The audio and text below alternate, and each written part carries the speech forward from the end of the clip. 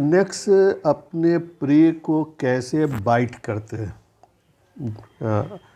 शिकार कैसे करते हैं, बाइट कैसे करते हैं, अपना इंजेक्शन, वेनम युक्त इंजेक्शन कैसे उसके बॉडी में इंजेक्ट करते हैं। इस मैकेनिज्म को हम लोग कहते हैं बाइटिंग मैकेनिज्म।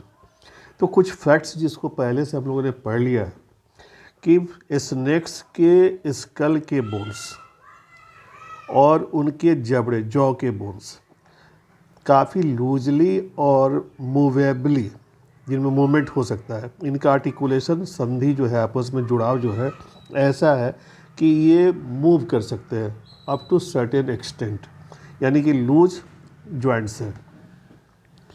और इसकी वजह से इनमें इस मात्रा में एडजस्टमेंट होता है, इस तरह का एडजस्टमेंट होता है कि ये स्वेलोइंग में भी हेल्प करते हैं और शिकार करने में भी हेल्प करते हैं, स्ट्राइक करने में, बाइट करने में भी हेल्प करते हैं। तो एक हमने पढ़ा था कि कोबरा में फैंग्स जो होते हैं इरेक्ट होते हैं, सीधे होते हैं। और वाइपर में हमने पढ़ा था कि उनके fangs at the time of rest, जिस समय सर्प जो है शिकार नहीं करते हैं, तो वह फैंग, इनका फैंग जो है यह पैलेट के पैरेलल, समानांतर बंद मुंह में रेस्ट करता है। तो अगर रेस्टिंग अवस्था में समानांतर है तो डंक मारने के लिए, बाइट करने के लिए इसको सीधा होना, इरेक्ट होना ज़रूरी है। तो बाइटिंग मैकेनिज्म में दो मेजर इवेंट होगा, एक की इरेक्शन ऑफ फैंग होगा, ये फैंग सीधा होगा, और दूसरा होगा कि फैंग के माध्यम से पॉइजन को इंजेक्ट किया जाए शिकार के बॉडी में। दो घटनाएं घटनी है, और ये दोनों घटनाएं कुछ क्रमिक घटनाओं के परिणाम स्वरूप होता है। कुछ घटनाएं एक सीक्वेंस में घटती हैं जिसके परिणाम स्वरूप ये दोनों घटनाएं घटती हैं। तो पहला घटना हम लोग देखेंगे कि फैंग्स इरेक्ट कैसे होते हैं। तो एक मसल्स है, देख रहे हैं यहाँ पे, इस मसल को कहते हैं डाइगैस्ट्रिक मसल। यह मसल डाइगैस्ट्रिक मसल है, इसमें कॉन्ट्रैक्शन होगा। कॉन्ट्रैक्शन होगा तो मैंडेबल की लोअरिंग होगी, नीचे की तरफ जाएगा। मैंडेबल जब नीचे की तरफ जाता है तो यह लोअरिंग, यह घटना क्वाड्रेट बोन को आगे की तरफ पुश करता है, झटके से पुश करेगा आगे की तरफ। जब क्वाड्रेट आगे की तरफ पुश होगा तो यह टेरिगॉइड मसल्स, टेरिगॉइड बोन जो है, इस बोन को भी आगे की तरफ बढ़ाता है।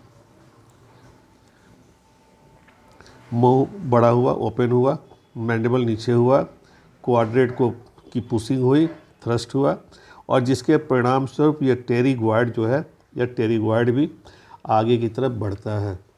इसके बढ़ने में एक मसल भी हेल्प करता है जिसको स्फेरोटेरिगॉइड मसल कहते हैं।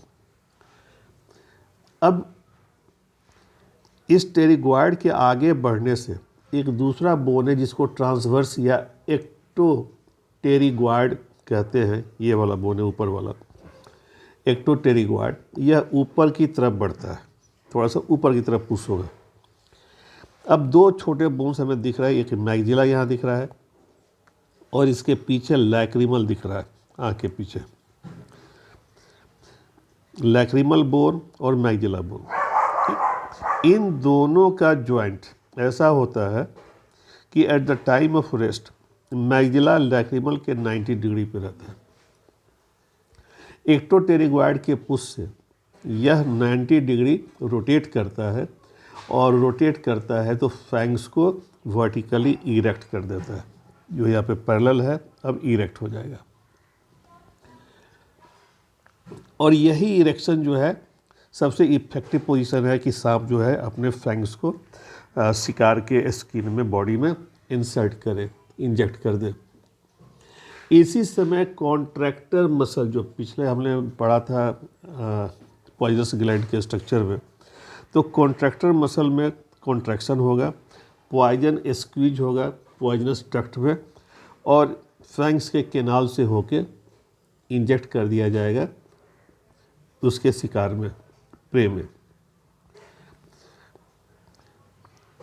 एक मसल है टेम्पोरालिस मसल, यहाँ पे हम लोग देख रहे हैं।